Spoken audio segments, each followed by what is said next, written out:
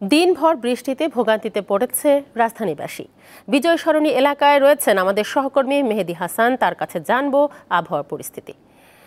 মেহেদি, টানা দুদিন থেকে থেমে থেমে বৃষ্টি হচ্ছে। এখন তো অফিস থেকে মানুষের ঘরে ফেরার সময়।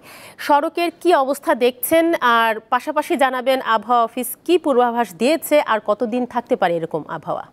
তানিয়া, গতকালকে থেকে আসলে এই টানা বৃষ্টি আমরা পাচ্ছি আসলে, এবং অফিস এখন ছুটি হয়েছে। এখন অবশ্যই একটা বাড়তি চাপ থাকে সড়কে, এবং এই সকাল থেকে না আসলে গতকালকে থেকে যে টানা বৃষ্টিপাত হচ্ছে, এতে কিন্তু রাজধানীর বিভিন্ন সড়কে জলাবদ্ধতার সৃষ্টি হচ্ছে, এবং এতে করে এই যানবাহনের যে স্বাভাবিক গতি, সেই স্বাভাবিক গতি ব্যাহত হওয়ায় কিন্তু যানজটেরও সৃষ্টি হচ্ছে, এবং মানুষের একটু ভোগান্তিরও পোহাতে হচ্ছে। এবং শুধু বিকালে নয়, আমরা যখন সকালবেলা যারা অফিসের উদ্দেশ্যে বের হয়েছে তারাও কিন্তু এই একই রকম ভোগান্তির মধ্যেই পড়েছে।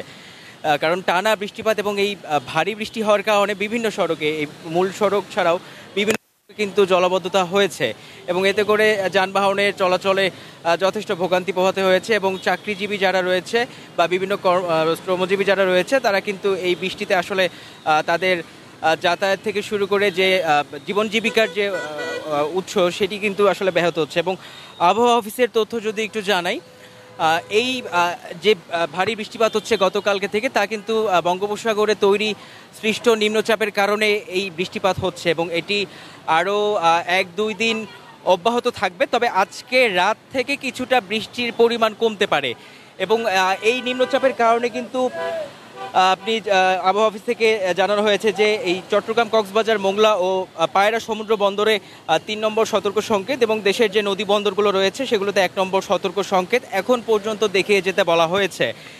এবং এই যে বৃষ্টি, এটি কিন্তু সারা দেশ জুড়েই হচ্ছে। বাংলাদেশের 8টি বিভাগের প্রায় প্রত্যেকটি অঞ্চলেই এই মাঝারি থেকে ভারী বৃষ্টি হচ্ছে, কোথাও কোথাও বজ্রসহ বৃষ্টি হচ্ছে। এবং আবহাওয়াবিদ AKM নাজমুল হক আজকে জানিয়েছে যে এই যে নিম্নচাপের প্রভাবে যে বৃষ্টিপাত হচ্ছে, তা আরও 1-2 দিন এরকম অব্যাহত থাকতে পারে। তবে আজকের রাত থেকে আসলে কিছুটা কমে যেতে পারে। তবে তানিয়া, এই যে নিম্নচাপের প্রভাবে যে আসলে বৃষ্টিপাত হচ্ছে, এতে করে কিন্তু যারা দিন মজুর রয়েছে বা দৈনিক ইনকাম করে যারা তাদের জীবন জীবিকা নির্বাহ করে, তারা থেকে শুরু করে মোটামুটি সবাই কিন্তু একটা আসলে ভোগান্তির মধ্যেই পড়েছে। তানিয়া, এই ছিল আমার কাছে।